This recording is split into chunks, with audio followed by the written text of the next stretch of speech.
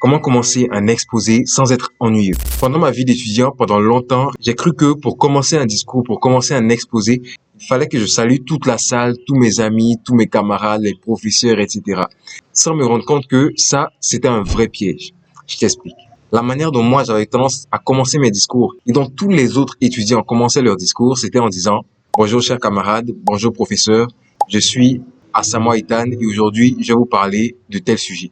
Mais vous voyez que je ne suis pas seul, donc je vais laisser la latitude à mes camarades, la latitude de se présenter eux aussi. Et c'est comme ça que tout le monde faisait. Sauf que en faisant ça, ça fait monsieur tout le monde. Et en plus, vu que c'est quelque chose qu'on a l'habitude de voir et que tu ne nous intrigues pas vraiment, c'est ennuyeux de l'entendre. Et si dès le début tu es ennuyeux, dis-toi que pendant toute ta prise de parole, tu parleras, mais personne ne t'écoutera. Parce qu'au début, tu n'as pas su capter l'attention comme il le fallait. Alors comment commencer un exposé de manière captivante? Voici deux façons. La première manière, c'est de donner une citation. Prenons un exemple. Imaginons que tu es étudiant en philosophie et que tu dois prendre la parole sur le philosophe René Descartes. Tu vas par exemple dire: je pense donc je suis.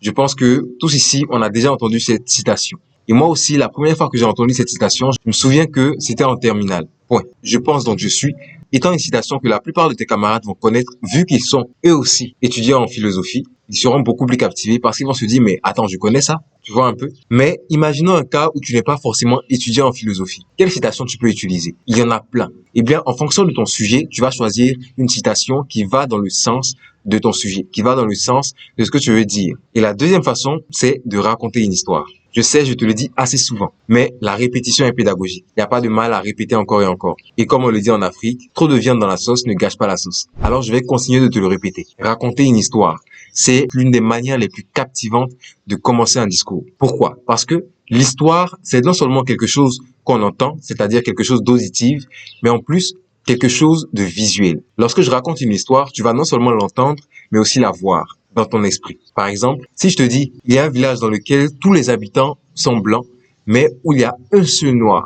Là, je sais que pendant que je parlais, quand j'ai dit il y a un village, tu as imaginé le village, tu as imaginé les gens qui étaient blancs, tu as imaginé la seule personne noire au milieu de tout cela. Et donc, en racontant l'histoire et surtout en mettant le plus de détails dans l'histoire, ça fait que tu permets à ton public de non seulement entendre, mais aussi de pouvoir s'imaginer qu'est-ce qui se passait. Donc, ça lui donne l'impression d'avoir été là, présent pendant l'événement que tu racontes. Ça te rend beaucoup plus captivant. Alors maintenant, pour commencer tes exposés, utilise soit l'histoire, soit une citation, ça te rendra beaucoup plus captivant. D'ailleurs, j'ai créé pour toi un e-book sur 7 manières percutantes de commencer un discours, à l'intérieur duquel tu trouveras les erreurs à ne surtout pas faire au début de tes prises de parole si tu veux captiver ton public. Tu verras cette façon originale et captivante de commencer un discours avec des modèles qui te permettront, dans tes prochaines prises de parole, de pouvoir regarder sur ces modèles-là pour t'en inspirer et produire quelque chose d'original. Pour les télécharger, clique dans la description et tu trouveras tous les liens pour te rediriger et faire passer tes prises de parole à un niveau supérieur. Tu es à un seul clic de devenir un orateur éloquent,